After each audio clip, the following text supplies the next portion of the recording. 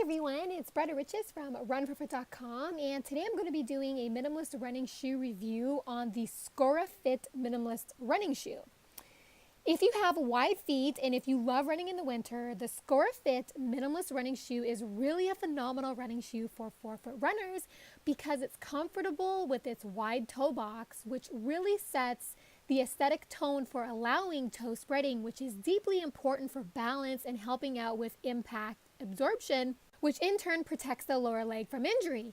I'm also seeing these shoes growing in popularity in the minimalist running community because there's so many components of the shoe that maximizes your foot strength as well as your forefoot strike mechanics, which is essentially at the root of safe running because you don't want to be heel striking when you run, as many running related injuries result from heel striking as compared with forefoot running.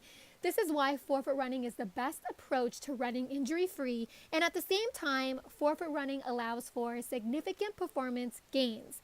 So with that said, the Skora Fit is really an ideal fit for forefoot runners, especially those on the ultra running front. I really value these shoes because they allow your foot to flex and move naturally.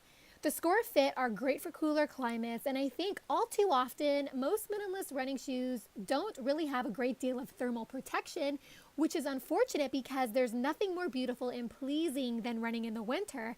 I can't imagine not being able to run in the winter, and this is why I love the Skora Fit so much, because they are tremendously warm because of their high abrasion upper, which has for me been terrific in blizzards. The Skora Fits are great for the winter, so what is the traction like on them? I'm by far not a fan of thick protruding tread because excessively treaded running shoes have a tendency to increase tractional forces on the knee as per recent studies. So you need a running shoe with an outsole that is, in a sense, resembles the bottom of your bare foot. And remember, you don't always need a lot of traction to run. If you land properly with a forefoot strike, there's much less abrupt braking, which prevents you from slipping. This is another feature I genuinely love about the Skora Fit, is that its flat, smooth, highly durable, rubber yet grippy outsole is perfect for running in the winter, and based on the impressive outsole durability, the Skora Fits would make an ideal marathon and ultra running shoe. For the long distances, the durability of the outsole and upper of the Skora Fit is exceptional in this regard. The Skora Fit comes with a removable foam outsole, which I have removed because really, who needs that? The less under my feet, the better. I love to feel where I'm landing when I'm running, and I think that's very important to be able to avoid heel strike. The Skora Fit is also zero drop, which means that the heel and toe area of the shoe are at the same level. The shoe can be comfortably worn without socks because the inner lining is seamless, so there aren't any friction hotspots that causes blisters. The key feature that I really appreciate of the Skora Fit that I'd like to mention is the slanted lace design, which I think is important for relieving pressure off the top of the foot.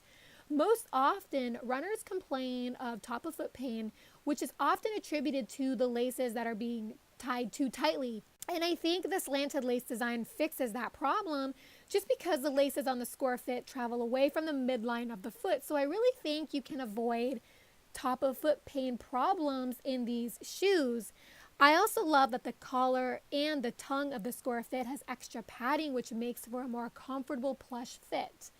The overall construction of the shoe is very flexible. It can be folded with minimal resistance, which is essential for allowing your foot to retain its healthy, natural range of motion. From my vantage point, my biggest impression of the Skora Fit is the durability of the shoe, but there is a minor cost of having a super durable outsole, and that unfortunate cost is that you don't have that clear sense of ground feel like you do in the Vibram 5 Fingers or the Saucony X8. So you may need to pay a little more close attention to self-monitoring your forefoot strike landing when you run in the Skora Fits. But the lack of heel cushioning of the Skora Fit will definitely help you trigger your perception to avoid heel strike when you run.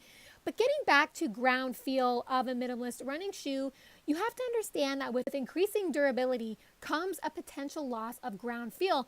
So I think it's really important for minimalist shoe manufacturers to find that perfect magical balance by developing and constructing a super thin rubber outsole that optimizes ground feel but manages to outlast the ultra distances. How does the Skora Fit compare with other minimalist running shoes?